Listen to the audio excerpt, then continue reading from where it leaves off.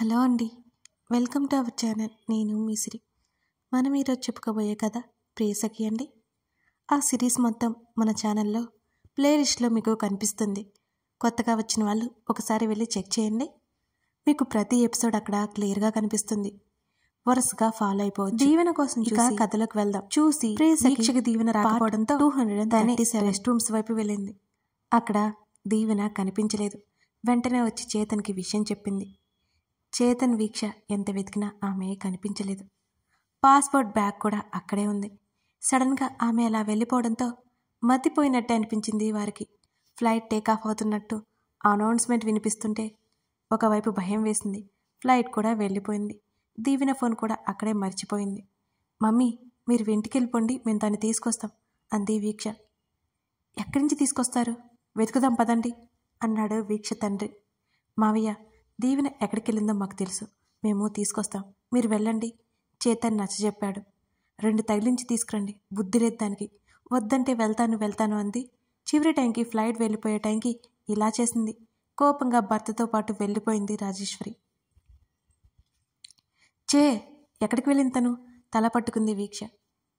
ఆమె చేతిని పట్టుకుని అక్కడ వాళ్ళతో మాట్లాడి సీసీ కెమెరాలో దీవెన కోసం చూశాడు. ఆమె ఎయిర్పోర్ట్ దాటి వెళ్ళిపోవడం, అంతకుముందు ఎవరో ఒక వ్యక్తితో ఆమె మాట్లాడడం అతన్ని ఎక్కడో చూసినట్టు గుర్తొచ్చింది వీక్షకి.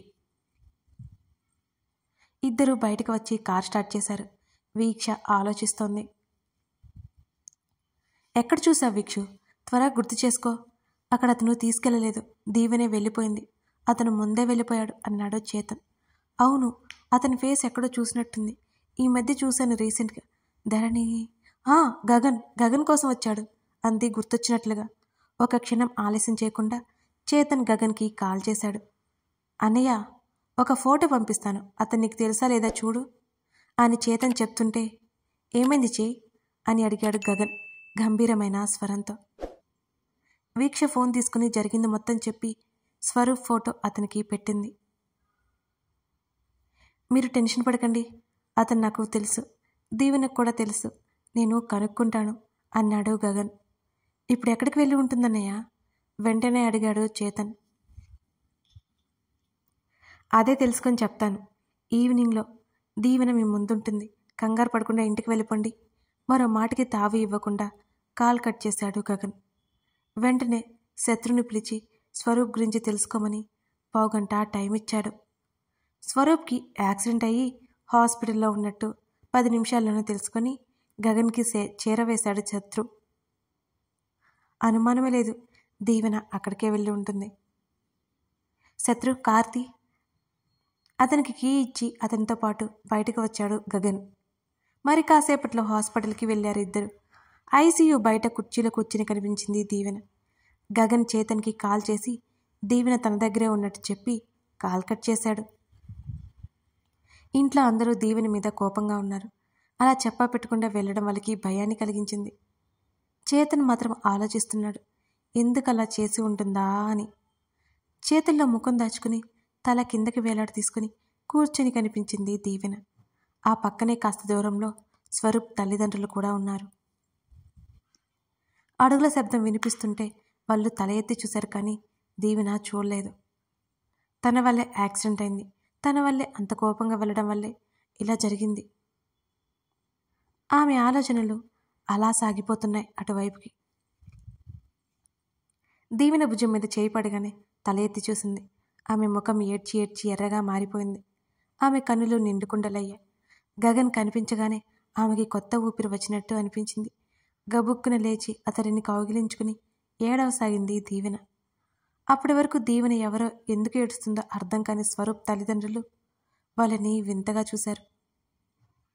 దీవెన భుజం చుట్టూ చేతిని వేసి అక్కడి నుంచి పక్కకు తీసుకొచ్చాడు గగన్. స్వరూప్ కండిషన్ కనుక్కోవడానికి వెళ్ళిపోయాడు శత్రు. నా వల్ల ఇలా జరిగింది గగన్. ఎయిర్పోర్ట్కి వచ్చాడు, నేను బాధపడేలా మాట్లాడాను, ఆవేశంగా బయటికి వెళ్ళిపోయాడు. యాక్సిడెంట్ అయింది నా కళ్ళ ముందే. అసలు నా దగ్గరికి రాకపోతే ఇలా జరిగేది కాదు. నేను ఏదో ఒకటి నచ్చ చెప్పాల్సింది, వెక్కిళ్ళు పెడుతూ ఏడుస్తూ చెబుతోంది దీవెన. వస్తున్న శత్రుకి వాటర్ అన్నట్టు సైగ చేశాడు గగన్. క్షణాల్లో మంచినీళ్ళు బాటిల్ తీసుకొచ్చాడు శత్రు. ముందు వాటర్ తీసుకో. దీవెనకి వాటర్ పట్టించి అక్కడే కుర్చీలో కూర్చోబెట్టి పక్కనే కూర్చున్నాడు గగన్. వాళ్ళ మధ్య ఎందుకు అన్నట్టు దూరంగా వెళ్ళాడు శత్రు. స్వరూప్ తల్లిదండ్రులు చెప్తున్నారు దీవెన వాళ్ళకి కాల్ చేస్తుందని. వాళ్ళ దగ్గరే కూర్చుని మాట్లాడుతున్నాడు శత్రు. దీవెన, డోంట్ క్రై, ఆమె జుట్టు సవరిస్తూ అన్నాడు గగన్. నాకు భయంగా ఉంది గగన్. ఆమె స్వరం వణికిపోయింది.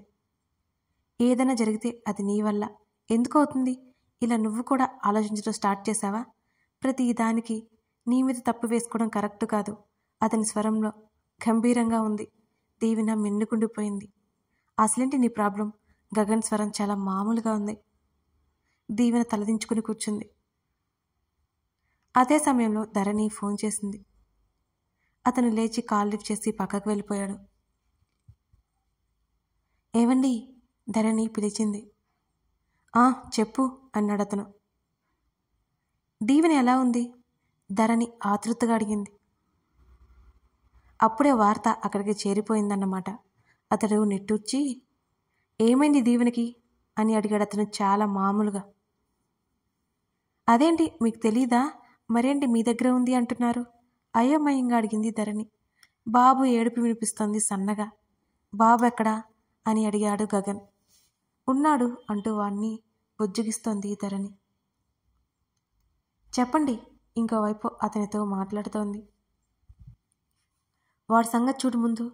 నీ బుర్రను కాసేపు ప్రశాంతంగా ఉంచు. అక్కడ ఏం తగలబడిపోలేదు ఇక్కడ అన్నాడు విసుగ్గా. దీవెన బాగానే ఉంది కదా? అతను అరుస్తున్న పట్టించుకోలేదో ధరణి. నా పక్కనే ఉంది, ఫోన్ పెట్టేసి వాడి పని చూడు అన్నాడు గగన్. అతనికి కోపం వచ్చిందని టక్కున కాల్ కట్ చేసింది ధరణి. దూరం నుంచి చూశాడు శత్రు. అతను చిన్నగా నవ్వుకున్నాడు. ఇంత ఇంపార్టెంట్ మ్యాటర్లో ఖచ్చితంగా గగన్ పక్కకు వెళ్ళాడు అంటే ఆ కాల్ అతని ఫ్యామిలీ నుంచి వచ్చిందే ఉండాలి, లేదా ధరణి దగ్గర నుంచి వచ్చిందే ఉండాలి. కళ్ళు తుడుచుకుంటూ దీవెన పక్కన కూర్చున్నాడు. గగన్, దీవెన పిలిచింది. చెప్పు అన్నాడు అతను మామూలుగా. స్వరూప్కి ఏం కాదు కదా? ఆమెలో భయం వణుకు స్పష్టంగా కనబడుతున్నాయి గగన్కి. శత్రు మాట్లాడవచ్చాడు. రేపటికి స్పృహలోకి వస్తాడు. డోంట్ వర్రీ, ఇంటికి వెళ్దాం పదా అన్నాడు గగన్. దీవెన కొన్ని క్షణాలు మాట్లాడలేదు. గగన్, ఆమె నెమ్మదిగా పిలిచింది. వింటున్నాను, చెప్పు. అక్కడందరూ టెన్షన్ పడుతున్నారు అన్నాడు అతను. నేను స్వరూప్ని పెళ్లి చేసుకుంటే నీకు ఇష్టమేనా అని అడిగింది గొంతు పెగిల్చుకొని. పెళ్లి చేసుకునేది నువ్వు, నా ఇష్టం నీకెందుకు అని అడిగాడు అతను. నీలా పెళ్లి పీటల మీద అమ్మాయిని పెళ్లి చేసుకోవడం నాకు రాదులే, ఉక్రోషంగా అంది దీవెన. ఎస్, నాకు నచ్చిన అమ్మాయిని నేను ఎలా వదులుకుంటాను? నేను సిచ్యువేషన్ని హ్యాండిల్ చేసుకోగలను కాబట్టి అందుకే ధైర్యంగా పెళ్లి చేసుకున్నాను. నీలాగా పారిపోవాలి అనుకోలేదు అన్నాడు సన్నటి నవ్వుతో అతను. అంటే ఏంటి నీ ఉద్దేశం? నేను పారిపోయానా అని అడిగింది దీవెన. అదేగా చేద్దామనుకున్నావు. గగన్ చాలా మామూలుగా అన్నాడు. గగన్, నాకు స్వరూప్ అంటే ఇష్టం, కానీ వాళ్ళ అన్నయ్య అంటే కోపం. ఏం చేయాలి నేను? మన ఫ్యామిలీకి అంత హాని చేసిన వాళ్ళ ఫ్యామిలీకి నన్ను పంపిస్తారా? ఆమె బేలగా అడిగింది. ఇవన్నీ అతనితో మాట్లాడి క్లియర్ చేసుకో. నువ్వు నీ పేరెంట్స్ని కన్విన్స్ చేసుకో అన్నాడు అతను. అంటే నీదేం లేదా అని అడిగింది దీవెన. నీ లైఫ్లో నా ఇన్వాల్వ్మెంట్ ఎందుకుంటుంది? అతని మాటలకి కోపంగా చూసింది దీవెన. నువ్వేంటి నాకు అర్థం కాదు. ఆ వినయ్ని చంపే, నేను చక్కగా స్వరూప్ని పెళ్లి చేసుకుంటా అన్నది దీవెన.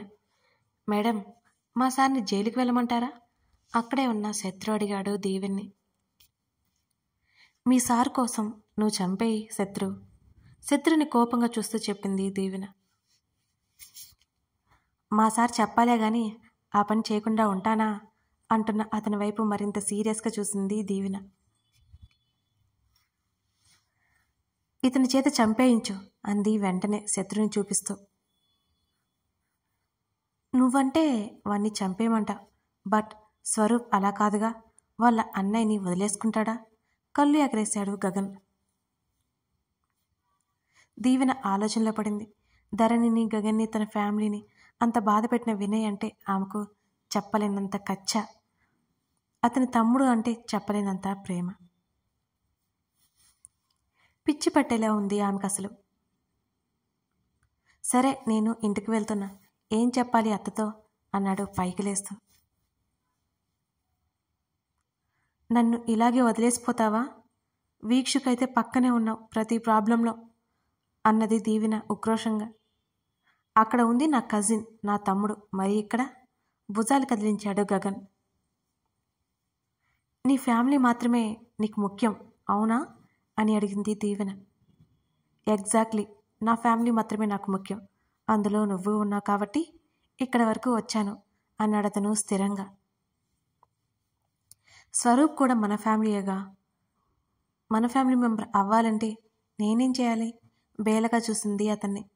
నీకు నచ్చింది చేసుకో అన్నాడు వెంటనే. ఇప్పుడు తను క్లియర్ చేసుకోవాల్సింది స్వరూప్ దగ్గర అనుకుని, వీక్షను రమ్మని చెప్పు, ఈ విషయం ఎవరితో చెప్పకు వెంటనే గగన్కి చెప్పింది దీవెన. అదేదో నువ్వే క్లియర్ చేసుకో, నాకు కాల్ చేస్తే నేను అబద్ధం చెప్పను అంటూ వెళ్ళిపోతున్నా అతన్ని చూసి పళ్ళు నూరుకుంది దీవెన. శత్రు అక్కడే ఉన్నాడు, దీవెనకి తోడుగా గగన్ అక్కడే ఉంచాడని అర్థమైంది ఆమెకి. శత్రుని అడిగి మొబైల్ ఇప్పించుకుని ఇంటికి ఫోన్ చేసింది దీవెన. తన బెస్ట్ ఫ్రెండ్కి యాక్సిడెంట్ అయిందని, అందుకే హడావిడిగా వచ్చేసిందని చెప్పింది. అందరూ నమ్మారు కానీ వీక్ష చేతన్ నమ్మలేదు. రాజేశ్వరి మొదట తిట్టినా తర్వాత చల్లబడింది. చేతన్, వీక్ష దీవెన దగ్గరికి బయలుదేరారు వెంటనే. ఈ ప్రేమాటలో తనని కూడా ఓ పాముగా చేసింది ఈ ప్రేమ అనే విషయం ఆమెకి ఎప్పుడో అర్థమైపోయింది. ఈ ప్రేమ ఎవరినైనా పరీక్షించక మానదు అని దీవెన అర్థం చేసుకుంది. కథ కొనసాగుతుంది. తప్పకుండా లైక్ చేసి సబ్స్క్రైబ్ చేసుకుని సపోర్ట్ చేస్తారని నేను ఆశిస్తున్నాను. Thank you for watching this video. మరో ఎపిసోడ్తో మళ్ళీ కలుద్దాం.